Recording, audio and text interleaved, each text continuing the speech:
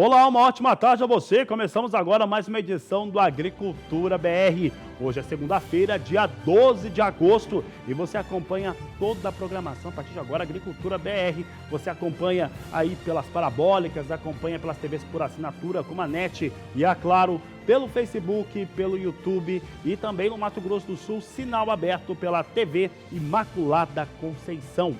E no programa de hoje você vai ver, atenção Brasil, você vai ter informações a respeito de como que deve ser daqui a pouco, 13 horas, você tem aquele relatório de oferta e demanda do Departamento de Agricultura dos Estados Unidos, e você vai saber o que pode acontecer com o soja e milho e vai acompanhar ao vivo esse relatório. Então daqui a pouco eu falo um pouco sobre ele. Falo que a China reduziu a sua estimativa de importação de soja na campanha atual. Vou falar que esses chineses também devem aprovar um projeto que obriga a inserção de 10% de etanol sobre a gasolina consumida lá, o que pode ser uma coisa muito boa aqui para o Brasil. Vamos falar sobre o mercado de milho e eu vou abrir o programa de hoje falando sobre o mercado da carne bovina. E olha, faz um tempo que a gente não fala, a gente fala uma vez por semana sobre o mercado pecuário aqui no Agricultura BR, e o fato é que nós temos os efeitos, ou elementos que compõem a entre-safra atuando sobre os preços da arroba do gado pronto. Então, dentro desse aspecto, o que nós temos hoje?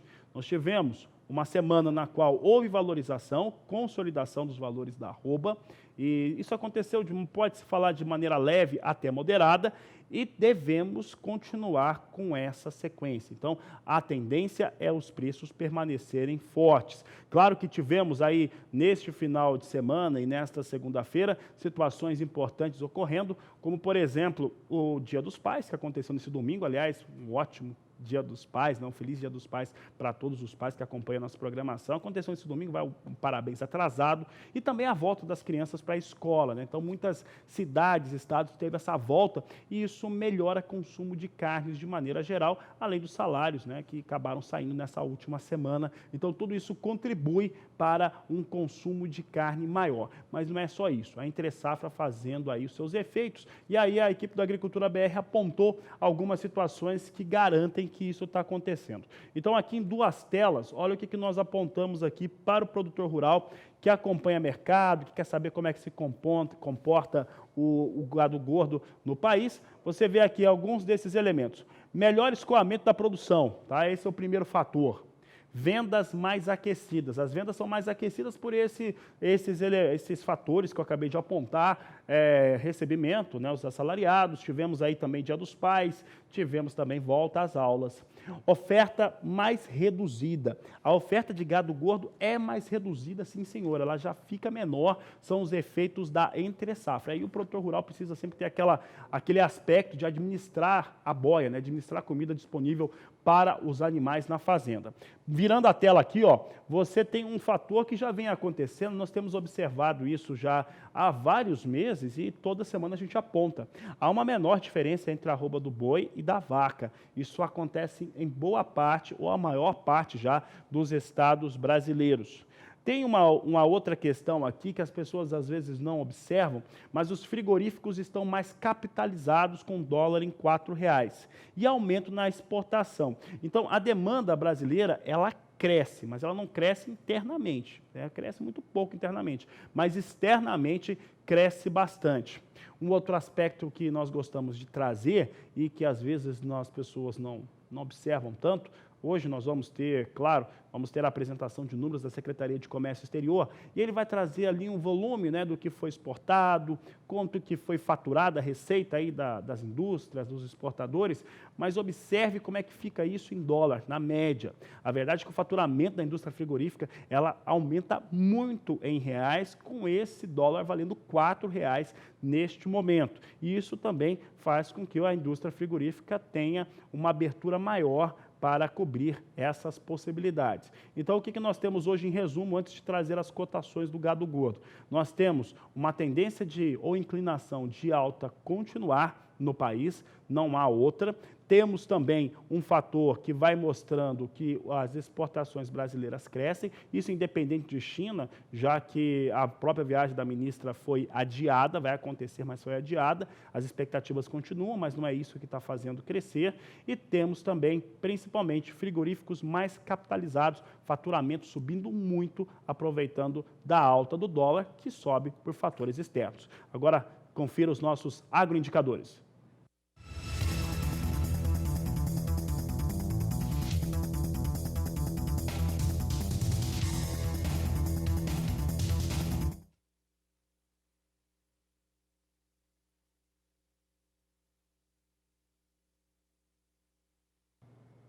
Falamos agora, continuando falando de pecuária um pouco, vamos falar agora a respeito de algo que está sendo discutido já há algum tempo, é polêmico. Eu já trouxe aqui o posicionamento, a opinião de algumas pessoas, e lá no Paraná também, mas eu estou falando do estado do Paraná ser considerado livre de febre aftosa sem vacinação. Essa parece ser uma tendência mesmo, que deve ser confirmada, primeiro pelo Ministério da Agricultura, e lá no ano de 2021, tudo dando certo, a OIE, a Organização Internacional de Saúde Animal, deve fazer essa consideração. É o que nós vamos acompanhar agora na reportagem de Mauro Andrade.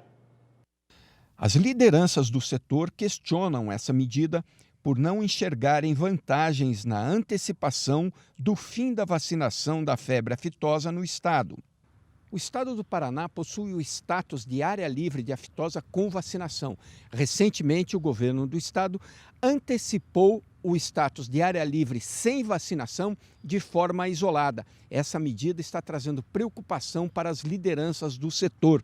Eu vou conversar com Antônio Sampaio, que é presidente da Sociedade Rural do Paraná. Sampaio, quais as consequências dessa medida do governo do estado? Então, o nosso grande medo, vamos dizer, é que com essa parar de vacinar, traga de novo a doença. Nós corremos um grande risco que a doença volte. E aí, que é uma coisa catastrófica para o estado, como foi da outra vez, todos ainda lembram, todos nós estávamos aqui, não é tão longe assim, é um prejuízo gigantesco para o estado. Essa medida que eles propõem, nosso entendimento, nós deveríamos sim deixar de vacinar, mas em conjunto com o Bloco 5, como preconiza o mapa, né? Como é a orientação do mapa. Essa coisa de nos antecipar nos isola.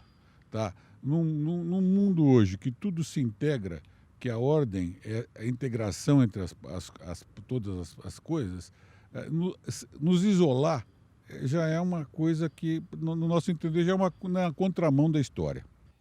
Na avaliação da Sociedade Rural do Paraná, a medida, além de não gerar ganhos para o produtor rural, pode trazer prejuízos à pecuária paranaense. Eles alegam, eles dizem que vai ter uma melhora de preço de carne. E nós perguntamos, se vai haver essa menor, por que o estado de Santa Catarina, que está fechado há 19 anos, hoje, se você pode consultar, o preço do porco lá e do boi é menor que aqui.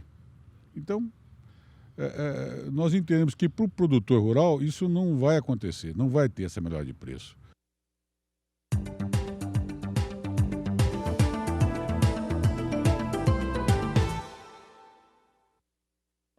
Abro agora falando de soja aqui no Agricultura BR. Olha só, o Ministério da Agricultura da China divulgou na manhã desta segunda-feira números que apresentam uma redução na importação de soja do país.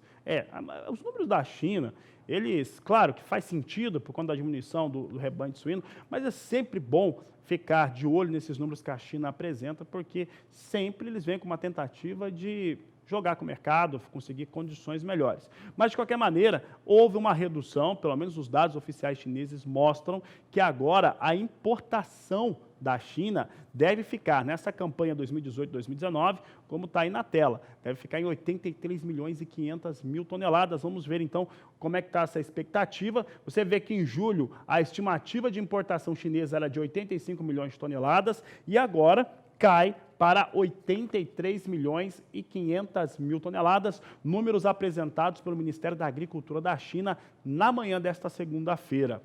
Mas por falar em números apresentados, o mundo agrícola, o mundo da produção rural, hoje está totalmente de olho no que o Departamento de Agricultura norte-americano vai apresentar em seu relatório de oferta e demanda. Ora, como eu já disse, trouxemos na sexta-feira passada um estudo bastante elaborado, utilizando os dados que foram apresentados por analistas lá nos Estados Unidos, e eles são unânimes em dizer o seguinte: a expectativa é de uma confirmação de redução diária nos Estados Unidos para a soja nessa campanha 2019-2020, de produtividade e também de produção. A estimativa média é que essa produção ela fique pouco acima de 100 milhões de toneladas, na casa de 103 milhões de toneladas de soja. A mínima esperada, a mínima interessante, porque ela fica pouco acima de 98 milhões de toneladas. Além disso, nós temos outros fatores que têm mexido com o mercado. O mercado tem feito com que muitos dos operadores por lá guardem as suas posições, estão tentando se posicionar antes desse relatório, e também por conta que lá nos Estados Unidos as previsões do tempo, as previsões climáticas voltaram a ficar muito ruins para as áreas de produção, com expectativa tanto de calor quanto também de seca. Vamos ver então como é que estão os números, os negócios com soja em Chicago, nesse momento que antecipa. É o mercado esperando o relatório de oferta e demanda do Departamento de Agricultura dos Estados Unidos. Você tem aqui a posição de julho a $8,65 o bushel, perde 8 pontos, agosto 8,71, também perde 8, setembro perde 8 também, $8,83 mais 6, novembro recua 7,4 pontos, é negociado abaixo de $9, $8,97 mais 2 por bushel, são os negócios que temos neste momento com a soja negociada em Chicago, e vai sendo negociada com queda, né? Tem essa situação aí de um relatório de oferta e demanda, porque todo mundo está dizendo que é redução nos Estados Unidos, não há outra expectativa. Tem, claro que pode ter uma situação, mas se tivesse uma situação de melhora, os relatórios que são apresentados semanalmente, inclusive na segunda-feira, de acompanhamento de lavoura, já dariam conta de uma melhora nas áreas de produção, o que não aconteceu. Então, ele é de uma redução para a produção de soja, e com isso ele acabaria ajudando o mercado, ao mesmo tempo que há uma piora no clima. Mesmo assim, o mercado não melhora muito nos Estados Unidos, soja de Chicago segue perdendo, vai perdendo entre cerca de 8 pontos no mais curto prazo neste momento. Fala agora sobre dólar comercial e como que o dólar dispara, né, não só no Brasil, mas no mundo todo. As questões são ligadas muito ao que vem acontecendo nos Estados Unidos, a relação econômica norte-americana, tem um pouco da influência também do conflito comercial entre China e Estados Unidos, e hoje podemos até dizer essa tendência na Argentina, e que alguns dizem, né, que isso é uma tendência até na América do Sul em relação às eleições. O fato é que nessas chamadas primárias lá na Argentina, o Maurício Macri, que é candidato de novo e é o atual presidente, perdeu para a oposição, que tem a Cristina Kirchner, ex-presidente do país, como vice na chapa. Então, isso foi visto de uma maneira bastante efusiva por alguns e negativa por outros, essa prévia lá na Argentina. Vamos saber como é que o dólar está nesse momento. O dólar vai reagindo a todas essas informações, principalmente a Estados Unidos. O dólar hoje bateu R$ 4,00, nesse momento vem a R$ 3,99, alta de 1,21% para a moeda norte-americana, e é sobre esse assunto que a gente continua falando por aqui. Tanto esse dólar muito pesado, hoje eu já falava que esse dólar está ajudando, esse dólar alto, está capitalizando bastante a indústria frigorífica no país, isso mexe com a cadeia produtiva da pecuária de corte, então você que é pecuarista, fica atento, a margem para a indústria frigorífica está faturando muito mais, né? Essa é uma condição que a gente vai conversando com os analistas de mercado pecuário, mas também mexe com outros fatores, como o destravamento da soja, né? Comercialização de soja, mas mexe com a economia nacional também. Por isso que eu falo com o Walter Pulga Júnior agora. Pulga, dólar disparando, dólar chegou, bateu R$ 4,00, né? É uma nova realidade. E para muita gente, a maior parte dos economistas, quem trabalha no mercado, a oscilação da moeda é ruim para o país, apesar de ajudar localizadamente alguns mercados. Boa tarde, seja bem-vindo.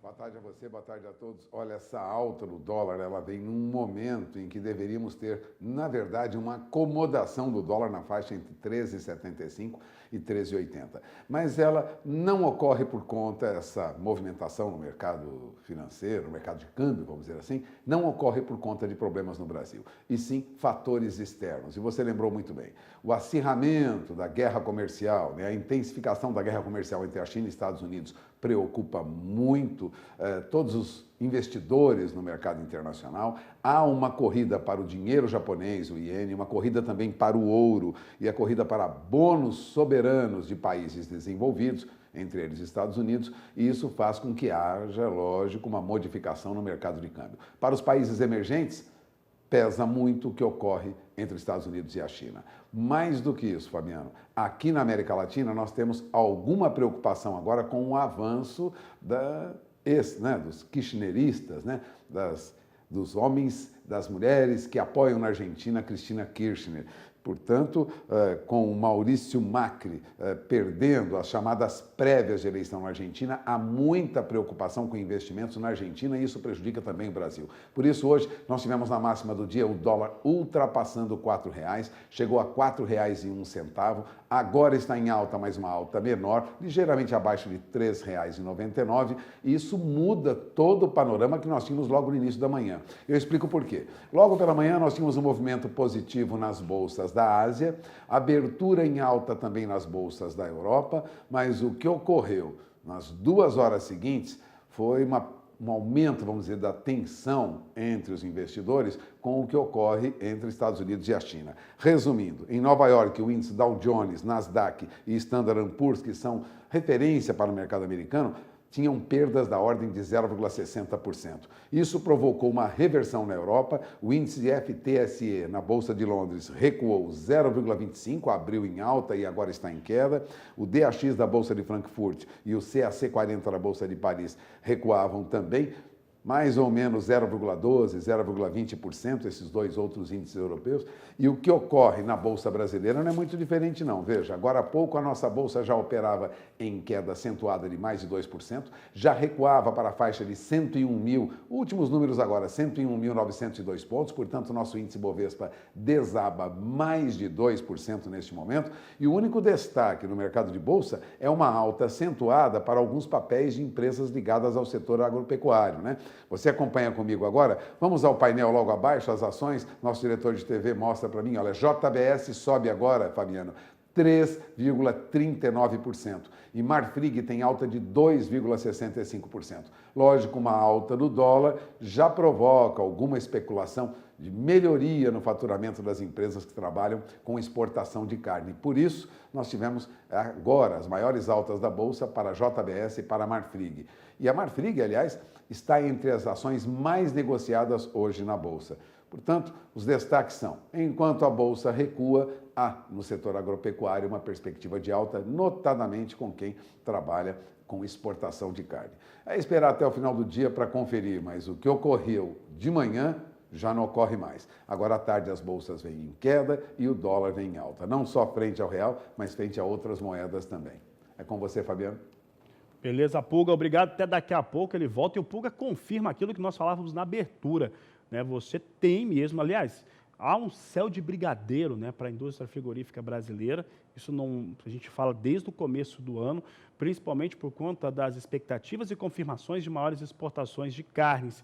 E com o dólar mais alto, né, e isso é uma coisa que a gente já vem falando há algum tempo, hoje a gente falava logo na abertura, há uma capitalização maior por parte da indústria frigorífica em relação ao seu faturamento em reais. Então, uma coisa que a gente sempre fala, e uma vez por mês a gente traz esse balanço, faturamento em dólar e faturamento em reais. Esses faturamentos são importantes de se observar, porque se você olhar historicamente os últimos anos, é um recorde atrás do outro, em torno daquilo que vai acontecendo com as exportações brasileiras de carne bovina. Mas a gente está falando de soja principalmente. Vamos saber agora como é que a soja nos portos reage. Soja vem alta de novo, essa alta vai sendo motivada, é claro, o dólar ajuda. Qualquer coisa que é exportada vai chegando a R$ 85,00, é isso? A produção está me confirmando, R$ 85,00 a saca de 60 quilos nos portos de Santos e Paranaguá. É o destaque da Grãos Corretora neste momento. Grãos destacando aí alta para os valores negociados com soja no Porto de Paranaguá e também Santos, chegando a R$ 85,00, valor de paridade. Sigo falando de soja na sexta-feira, a gente acabou não trazendo esses números, mas na sexta-feira, a Associação Brasileira da Indústria de Óleos Vegetais mexeu na sua estimativa de exportação brasileira para soja em grão, para óleo e para farelo. No caso da soja em grão, colocou lá para cima a sua expectativa de exportação, chegando agora a 72 milhões de toneladas. O motivo não poderia ser outro, há um acirramento, né, e toda hora você confere aqui, as notícias vão se atualizando e cada vez mais há um acirramento no conflito comercial entre Estados Unidos e China, e aí não tem jeito, a China tem que comprar do Brasil, não há possibilidade. Os chineses disseram que não vão comprar nada dos Estados Unidos, portanto vão comprar do Brasil mesmo. Com isso, tem uma elevação forte em relação às estimativas da Abiov, é o que eu vou mostrar na tela. Trago agora aqui na tela para você que está nos acompanhando como é que fica grão, farelo e óleo. Você tem aqui grão de soja subindo para 72 milhões de toneladas. Olha que é uma alta relevante, né, entre o que foi apresentado em julho e agora em agosto, 72 milhões de toneladas frente a 68 milhões e 100 mil toneladas no mês passado, portanto, uma alta de 5,7%. Esses números vêm no rastro, né, porque na sexta-feira foram divulgados esses números pela Abiov, na quinta a Conab tinha trazido também números em alta de 68 para 70 milhões de toneladas na exportação do grão da soja.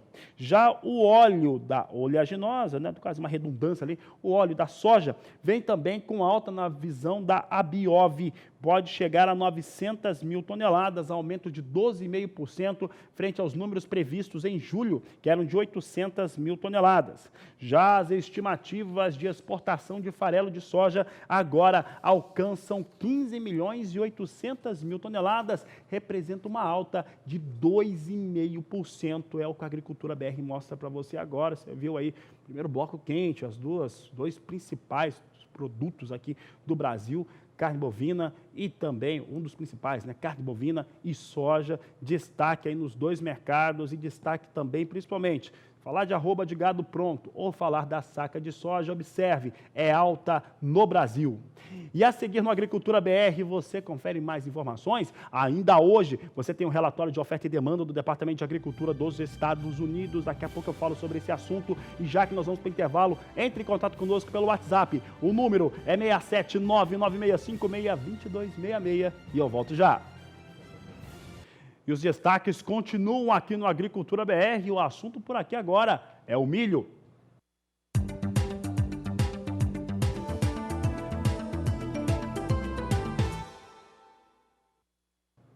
E o cereal segue mantendo os valores no Brasil, tanto no mercado doméstico brasileiro, nas praças, onde se produz milho, quanto os valores de paridade no porto, vai dando sustentação nos valores. Nós temos aí milho a saca de 60 quilos a R$ 39,00, tanto em Santos quanto em Paranaguá, é o que eu vou mostrar na tela agora. A apuração da Grãos Corretora aponta para R$ 39,00. Segue essa situação aqui, R$ 39,00, R$ 39,50, eventualmente chegou a R$ 40,00 a saca, eventualmente caiu para R$ 38,00, mas vai mantendo um valor muito bom, mesmo com a colheita em pleno vapor na maior parte do país, vai mostrando bastante energia, preço do milho, e é importante lembrar, milho continua com uma expectativa de estoque final da campanha 18-19 alto, as exportações, a estimativa melhorou para o Brasil, para quem trabalha com exportação, para as tradings que operam essas exportações no país, mas a produção é recorde, na produção em torno de 100 milhões de toneladas, então o Brasil segue com valores realmente muito fortes para o milho no mercado doméstico. Sigo falando aqui de milho, mas agora eu falo de milho na China.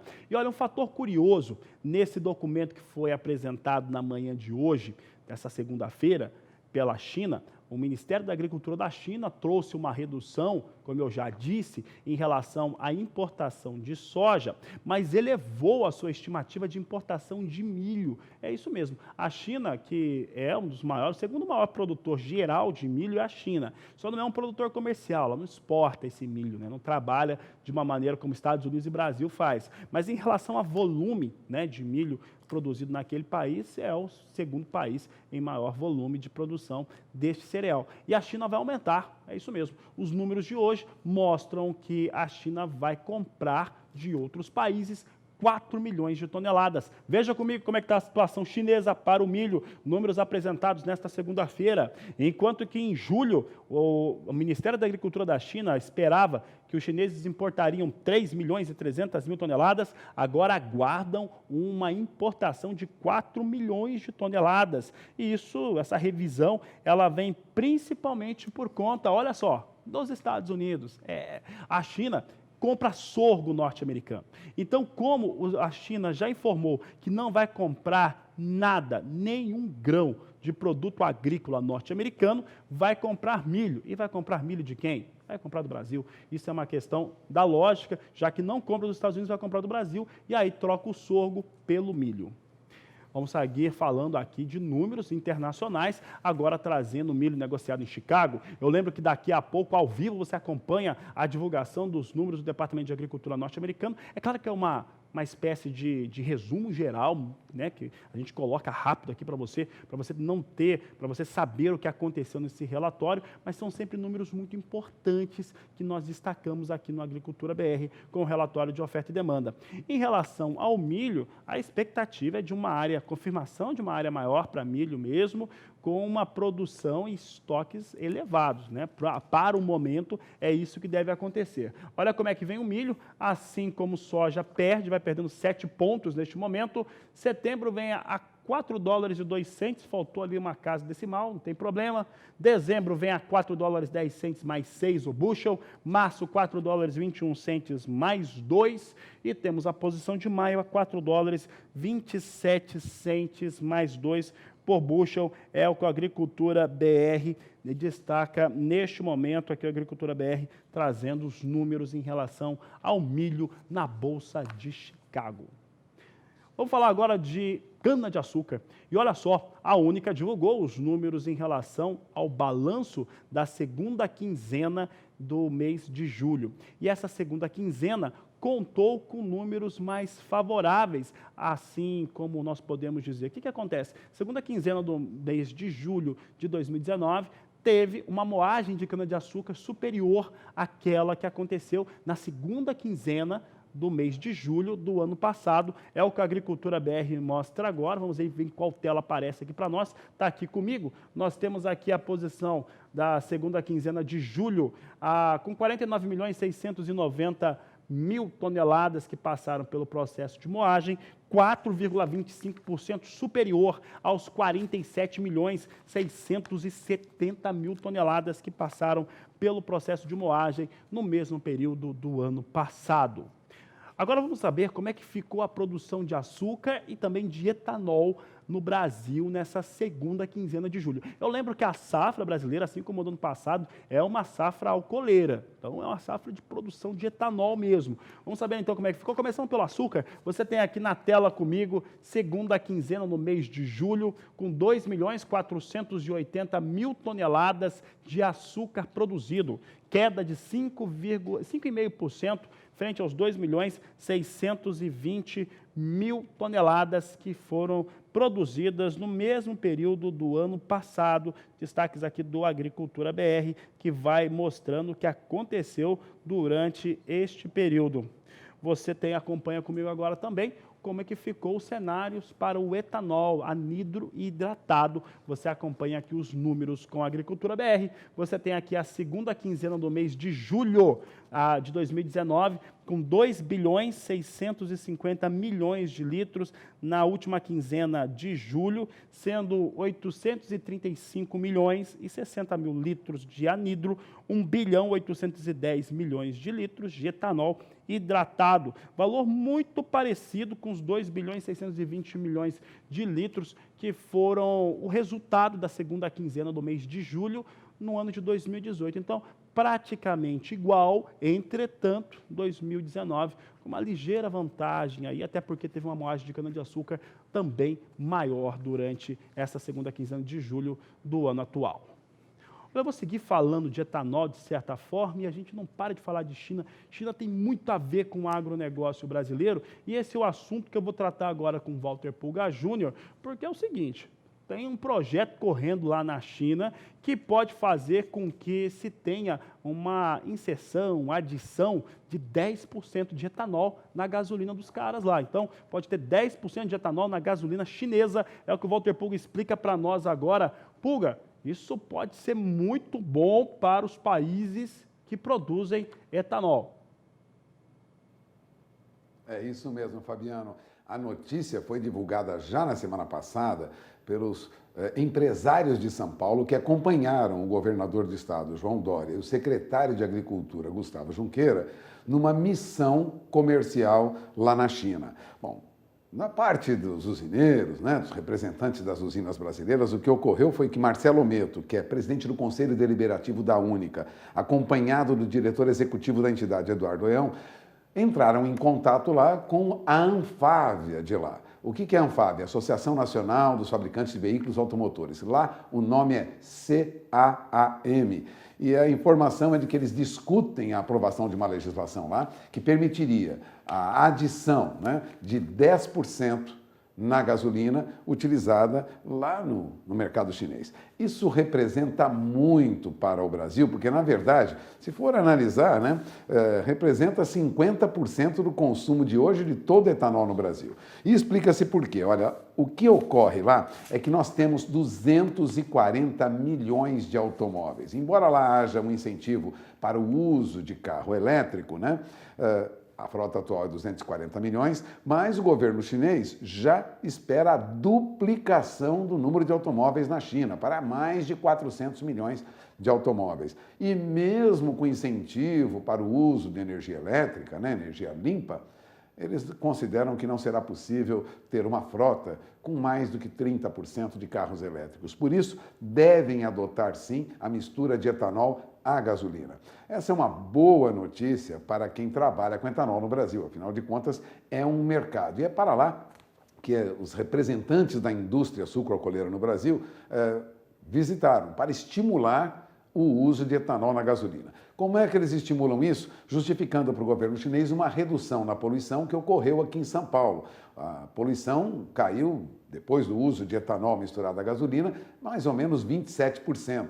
Ou seja, é uma boa notícia e a China começa a se adequar agora a uma perspectiva nova de transformar o país em um país menos poluidor do que é. Portanto, negócios abertos. Tudo isso numa mobilização do chamado Investe São Paulo. Investe São Paulo é uma estrutura que nós temos aqui, Fabiano, quem acompanha o mercado de São Paulo sabe, que promove, né, a relação de empresas do agronegócio de São Paulo e de outros setores com outros países. E a Investe São Paulo abriu um escritório para representar as empresas de São Paulo lá na China.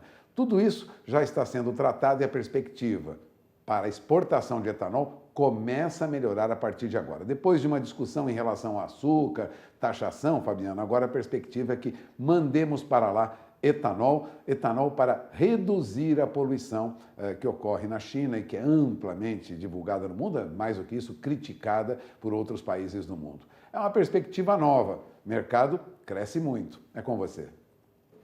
Tá certo, Walter Pulga, obrigado pela participação, uma boa tarde para você. Essa notícia realmente é muito positiva para o setor sucroalcooleiro. Há pouco também, antes de começar o Agricultura BR, né, nós estávamos na redação, o pessoal estava comentando a questão do Renova Bio, que vai andando, as coisas melhoram muito para o setor sucroalcooleiro. Eu quero comentar aqui, vou aproveitar que nós estamos online, né? Estamos o tempo todo, estamos nas redes sociais, e aí o pessoal participa mesmo. E olha, a Tatiane Pereira, ela fez o seguinte comentário, né? Que as questões agora ligadas às usinas de cana-de-açúcar, principalmente aquelas que estão paralisadas, tem algumas usinas que estão paralisadas, passam a ser um bom negócio. E eu, antes de ler essa mensagem, nós também estávamos trazendo o seguinte comentário na redação, né? Nós estamos trazendo recentemente importantes leilões judiciais com oferta de usinas de cana-de-açúcar, e aí, né, a situação fica muito interessante para esses investidores, fazendo aí uma ligação entre o fator de a expectativa de exportar muito etanol pelo Brasil, e esse etanol é produzido agora não só a partir de cana, mas cada vez mais de milho também. Então, cenários bem positivos para o setor sucroenergético e também do milho no Brasil. Nós vamos para o intervalo comercial, porque daqui a pouco eu falo sobre produção de café no Agricultura BR. Eu volto em instantes. E o assunto aqui na Agricultura BR agora é café, e eu começo falando sobre as exportações brasileiras.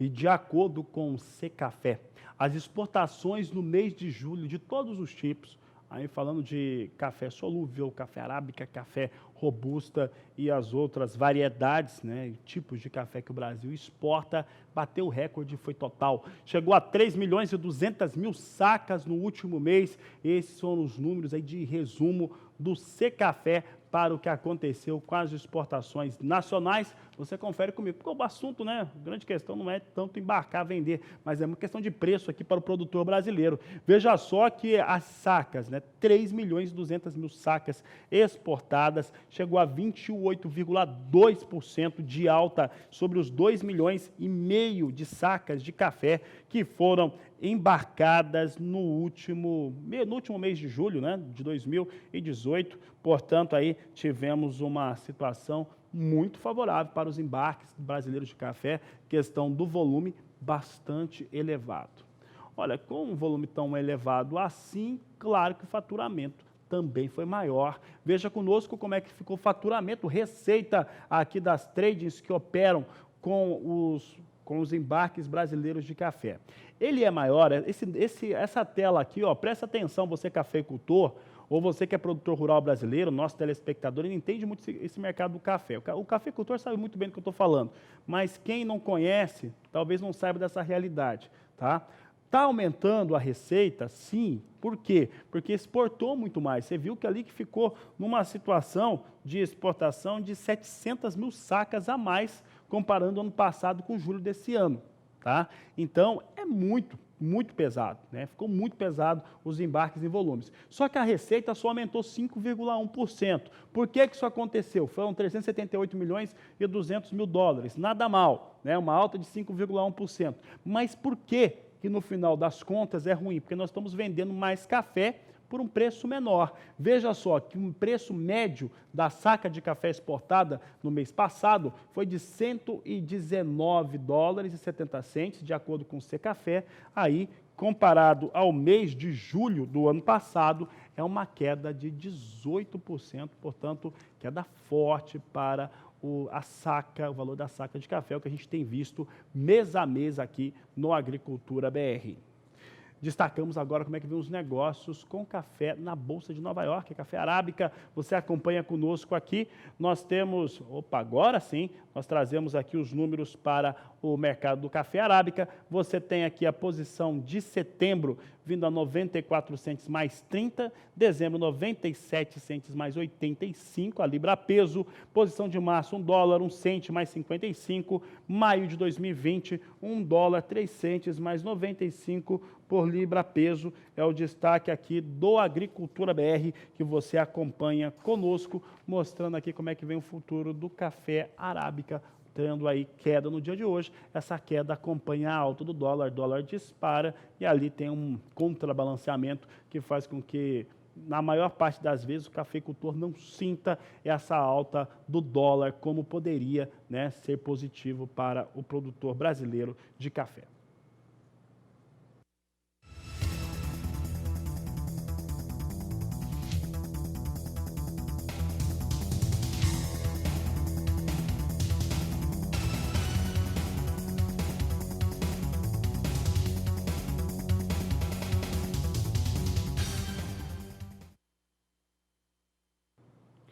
Trazemos agora os números dos negócios para café robusta na Bolsa de Londres, referência para o Conilon aqui no Brasil. Olha só, temos aqui Londres também recuando hoje, setembro vindo para 1.284 dólares a tonelada, queda de 0,93%. Novembro, 1.308 dólares a tonelada, queda de 0,99%. Janeiro de 2020, 1.334 dólares a tonelada, recua 0,90%. E março, vindo de 2020, a 1.363 dólares a tonelada, cai 0,80%. São os destaques de agora no Agricultura BR, com os valores do café sendo negociados. E daqui a pouco, você já sabe, tem um relatório de oferta e demanda do Departamento de Agricultura dos Estados Unidos por aqui. Aproveite para mandar sua pergunta, o seu recado aqui no Agricultura BR. Você manda através do nosso WhatsApp no 679-9656-2266. Manda também no Facebook ou no Twitter do Agricultura BR. Estamos esperando a sua participação, então participe conosco.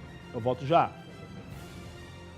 Aqui na região norte do Paraná tem a Ampara, Associação Norte Paranaense, que faz o recolhimento das embalagens de agrotóxico.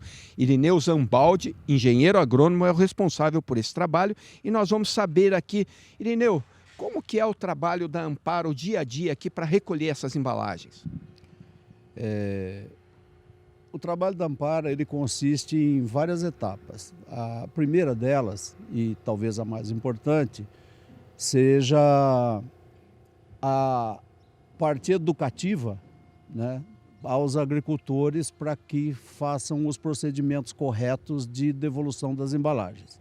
Então nós temos primeiro todo um trabalho com as equipes de assistência técnica que estão lotadas nas empresas e cooperativas que comercializam produtos agrotóxicos para os produtores rurais e informamos ainda os agrônomos com empresas de planejamento agro e as entidades públicas e privadas para que todos auxiliem na educação dos produtores rurais para que façam a devolução correta.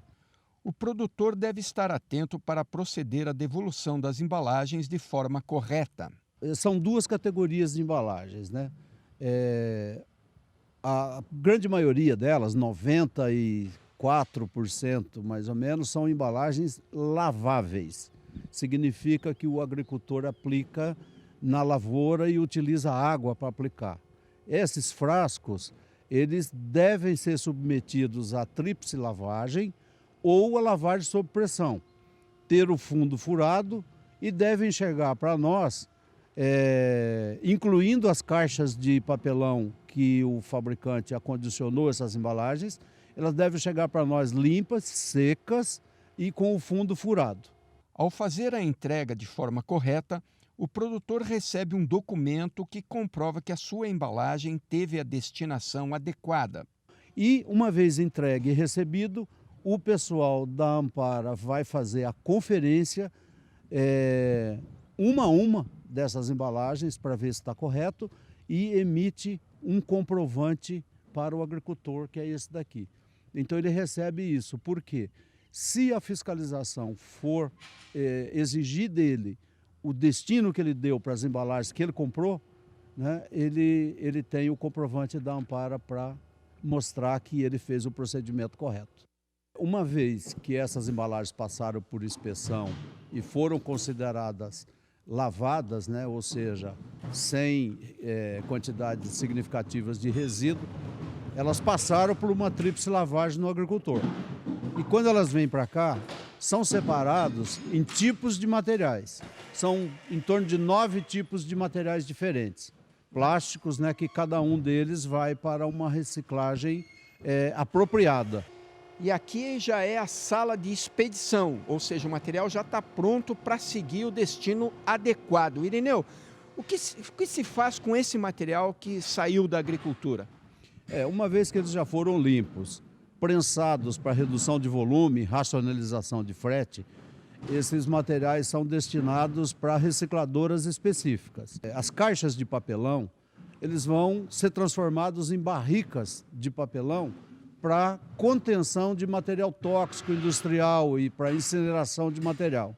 tá? É um último uso, vamos dizer assim, desse papelão. O papelão descontaminado é reciclado, tá? Se ele tiver qualquer contaminação, ele já fica para outro setor, ele vai para o setor que vai para incineração. Então ele só vem para cá se ele estiver descontaminado. Tá? E os plásticos? Os plásticos, eles são transformados em vários produtos. O mais apropriado no sistema hoje, a melhor tecnologia, ele é uma embalagem chamada Ecoplástica Tri-X. Tri-X porque são 3 camadas para fazer a parede de uma bombona ou de uma embalagem. E essas 3 camadas significa que a interior e a exterior são de plástico virgem e no centro ele vai 85% de material já reciclado. Então são embalagens para contenção de agrotóxicos novamente. Tá? Então ele fica dentro do setor, é o ciclo de vida quase que perfeito de uma embalagem. Ela vem para o campo, cumpre a função dela, volta através dessa unidade aqui, ela volta para o sistema de reciclagem e vai embalar agrotóxicos de novo para ir para o campo outra vez. Então ela não foge para outros usos. Conta pra gente o que o senhor tem feito por lá. Bem, em primeiro lugar, vamos focalizar como o alimento está fraco. Isso eu consegui ver de uma pesquisa do senhor Thomas. Ele diz que o alimento de hoje, produzido convencionalmente, tem 46% menos de cálcio, tem 24% menos magnésio e 16% menos potássio. E ainda fala que 10 tipos de carne, a média de diminuição de minerais é de 29%. Isso me assustou. Agora, e tem jeito para produzir de outra maneira que não tem essa defasagem mineralógica? Então, foi feito através de um grupo alunos e professora que quiseram produzir um alimento mais saudável. E a sugestão foi, vamos então trabalhar com pó de rocha e organicamente. Em Buia, Santa Catarina, que foi lá que pegamos o material, uma cebola bonita, bem formada, etc. E pegamos também uma amostra de cebola orgânica trabalhado com pó de rocha e mandamos analisar no laboratório. O resultado foi muito interessante para o nosso trabalho de rochagem. Por exemplo, na análise deu o seguinte, com pó de ardósia organicamente tem 82% mais cálcio do que o convencional. Tem 48% mais magnésio e 30% mais de potássio. Então, conseguimos repor o que foi perdido no convencional. E, além disso, fizemos a análise do zinco, porque o zinco é um problema sério quando falta zinco em nosso organismo. Facilmente nós caímos em depressão ou ficamos violentos se tem muito pouco zinco e bastante cobre. Aí o zinco deu algo interessante. O convencional tem apenas 1,6 microgramas de zinco e no outro tem 17,4 microgramas. Então é muitas vezes superior. Por isso, não precisamos ir na farmácia comprar vitamina C com zinco. Eu sugiro que quem planta organicamente com pó de rocha deveria ter esta tabela fixada na frente da sua banca. Ó, tem isto nesta alface, neste brócolis, etc. Isso hoje é possível fazer. Com um pequeno investimento, você daria esses dados para o consumidor. Acredito que vai ficar bom. Mas que o outro, o convencional, também coloque o dele. Para ver bem a diferença, né? Agora, esse sistema de produção, né, de utilizar o pó da rocha, ele está bem evidente, por exemplo, no estado de Goiás, que é basicamente onde tudo começou aí com esse projeto do gás, né? Olha, não que começou aqui, porque eu comecei há 33 anos. Ok, desculpe. Mas, claro, de repente houve um casamento entre lá e aqui, né? Através de uma pesquisadora, a Suzy Teodoro, que é geóloga de Brasília, que acabou escrevendo um artigo super interessante, Fertilização da Terra pela Terra. Eu, quando li aquilo, é o meu trabalho.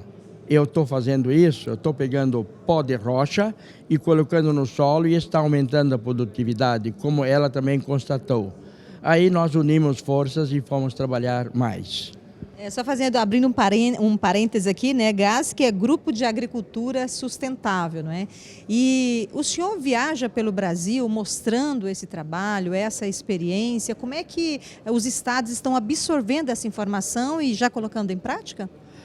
Eles têm até muita pressa, porque antes de começar exige pesquisas da rocha local, da granulometria que tem que ser moído e ao mesmo tempo precisa mudar a cabeça do agricultor.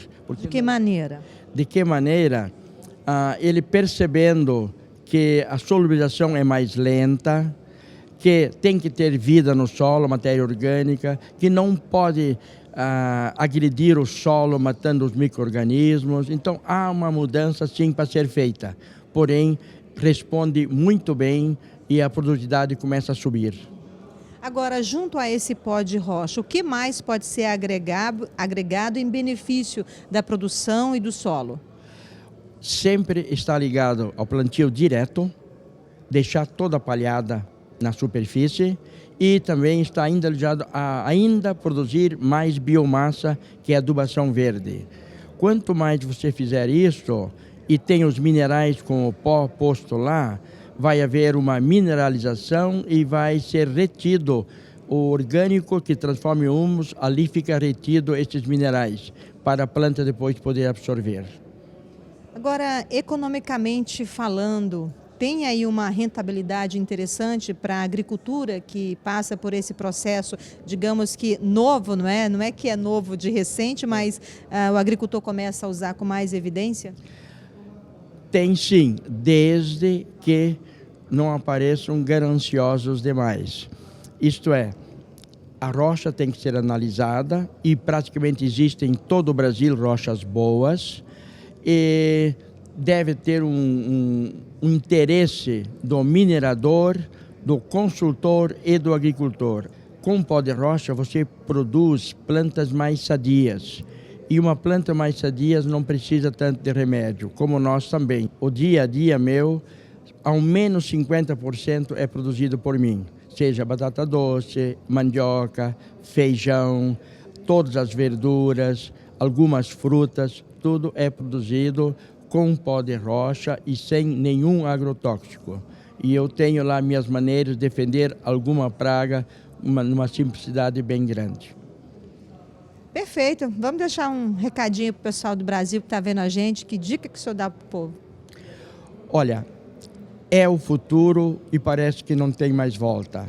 Já se usava pó de rocha 60 anos no século XIX e foi desviado este modo por interesses de grupos. Agora está voltando e eu acredito que voltando para o bem. Isso vai ser bom para o agronegócio e bom para a saúde humana.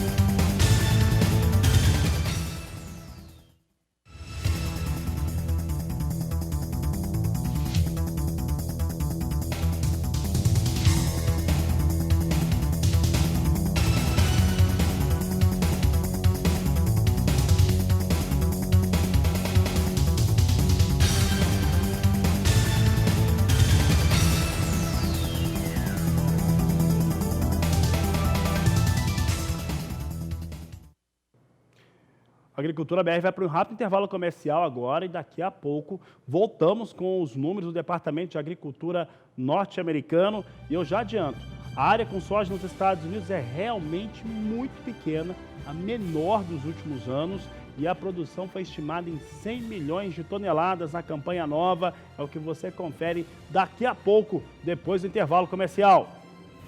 Agricultura BR de volta, e há pouco tivemos a divulgação dos números do Departamento de Agricultura dos Estados Unidos para oferta e demanda. Esse é o principal documento, principal divulgação do que acontece com a agricultura mundial. Mensalmente nós temos esses dados sendo apresentados. Algumas situações que, de certo modo, já estavam precificadas, elas se confirmaram. Entre elas, em relação à área cultivada com milho e soja nos Estados Unidos. Eu vou começar falando a respeito do milho, porque no caso do milho, essa área, assim como esperado, é maior, tanto a área de cultivo quanto a área de colheita. Veja só, trouxemos aqui a área de cultivo de milho, você vê aqui o que acontece nas últimas safras, na última safra e os últimos levantamentos. Na campanha 18-19, a ocupação com a área de milho foi de 40 milhões e 500 mil hectares. No mês passado, a expectativa era uma ocupação de 40 milhões 540 mil hectares. E agora, o relatório apresentado há pouco traz 40 milhões 750 mil hectares. Esses são os números relacionados ao milho que foram divulgados pelo Departamento de Agricultura dos Estados Unidos há pouco. Portanto, a área de milho realmente, de fato, é maior. Trazendo em destaque agora o que acontece, então, com a lavoura norte-americana, né, a expectativa de produção, de exportação e assim por diante. Se acompanha conosco agora, nós temos aqui o quadro de oferta e demanda norte-americano, produção 353 milhões e 900 mil toneladas. Nós temos aí um número um pouco maior em relação ao que se vinha apresentando no mês de julho. A exportação em 52 milhões e 70 mil toneladas de milho, ligeiramente menor também. Consumo em 300 milhões e 850 mil toneladas de milho nos Estados Unidos e aquele estoque elevadíssimo norte-americano de 55 milhões e 400 mil toneladas. Em relação ao Brasil, os Estados Unidos, ele não trouxe diferenças, né? Continua apontando para uma safra na 18-19, na 19-20 de 101 milhões de toneladas, com exportação de 34 milhões de toneladas de soja. E nós vamos para o intervalo comercial, é o último dessa edição, e daqui a pouco eu trago os dados relacionados à soja. Soja, como eu já disse, Estados Unidos, a área é muito menor. Se a área de milho ficou desse tamanho, é claro que a de soja ficou muito menor. E você vai ver que a produção norte-americana ficou na casa de 100 milhões de toneladas. Eu volto já com os destaques para este número. A Agricultura BR segue trazendo os destaques dos números apresentados há pouco pelo Departamento de Agricultura dos Estados Unidos. E em seu relatório de oferta e demanda, o departamento confirmou uma área realmente muito pequena. Ficou exatamente dentro da média que era esperada pelos operadores norte-americanos e que você conferiu na última semana aqui no Agricultura BR. Vamos ver então como é que ficou essa área dos Estados Unidos. A área que eu estou trazendo aqui é a área de cultivo. Veja só que na campanha 18-19, a área cultivada com soja nos Estados Unidos foi de 36 milhões e 90 mil hectares. Aqui já convertemos de acres para hectare. Em julho, a estimativa do departamento era de 32 milhões e 370 mil hectares cultivados com soja. E agora, em agosto, 31 milhões e 30 mil hectares. Isso mostra, essa aqui é a área de cultivo, a área de colheita, e o produtor sabe muito bem disso, é ligeiramente menor do que essa, é menor ainda do que essa que foi cultivada, mostra uma situação de forte redução em torno daquilo que foi produzido com soja lá nos Estados Unidos. Vamos acompanhar agora os números de produção e exportação norte-americana, principalmente. Você acompanha agora os dados, como que fica a produção nos Estados Unidos, exportação, estoques finais também. Você tem aqui, ó, produção norte-americana com uma redução de 4 milhões 480 mil toneladas. Agora estimado em 100 milhões 160 mil toneladas de soja. As exportações estão estimadas em 48.310.000 toneladas, né? Cai de novo, cai aí para 2.720.000 toneladas, que foi reduzido entre julho e agosto. E os estoques norte-americanos, como teve uma queda mais expressiva em relação à produção, caiu mais de quase 4,5 milhões, então os estoques norte-americanos ficam em 20.640.000 toneladas, uma queda de 1.090.000 hectares, assim ficaram os números relacionados aos Estados Unidos. Então, aquela estimativa de mercado de que haveria uma queda forte em relação à área, produção, produtividade, etc., foi confirmada no relatório de hoje. Seguimos agora falando de Brasil. Vamos saber então como é que fica o Brasil agora, só que as duas campanhas, nós estamos ainda muito dentro da 18 e 19, diferente dos americanos. Vamos ver a 18 e 19 aqui para o Brasil. Você tem aqui os dados de produção brasileira inalterado em 117 milhões de toneladas. Os norte-americanos continuam apostando numa exportação muito elevada de 76.850.000 toneladas de soja, enquanto que o consumo interno brasileiro cai para 45.850.000 toneladas. Cai de leve os números relacionados aqui a consumo interno no Brasil na safra 2018-2019. E agora trazemos a safra nova brasileira, 2019-2020, onde os produtores estão fazendo tomada de crédito. Pode colocar aqui na tela, produção estimada em 123 milhões de toneladas, esse é o número padrão. As exportações brasileiras sobem a expectativa em 500.000 toneladas para 76.500.000 toneladas, enquanto que o consumo para 46.500.000 toneladas de soja. Esses são os destaques relacionados à soja negociada, soja que foi apresentado pelo Departamento de Agricultura dos Estados Unidos. Na próxima edição, nós vamos falar um pouco mais a respeito do milho brasileiro e na questão da soja, os destaques para a Argentina e para a China também na próxima edição do Agricultura BR. Se nós tivermos soja em Chicago, vou pedir para a minha produção confirmar aqui para mim. Se nós tivermos esses dados, esses números, você acompanha comigo aqui na tela. Temos soja em Chicago sem reação, né? Continua da mesma situação. Agosto até perde um pouco mais, vindo para 8,62. As demais posições perdem de 6 a 8 pontos neste momento. Bom, com essas informações, essa edição da Agricultura BR fica por aqui. Nós voltamos logo mais às 16 horas, porque você já sabe, este é o Agricultura BR, a inteligência, a transparência do agronegócio, sempre com você. A todos uma ótima tarde e até mais.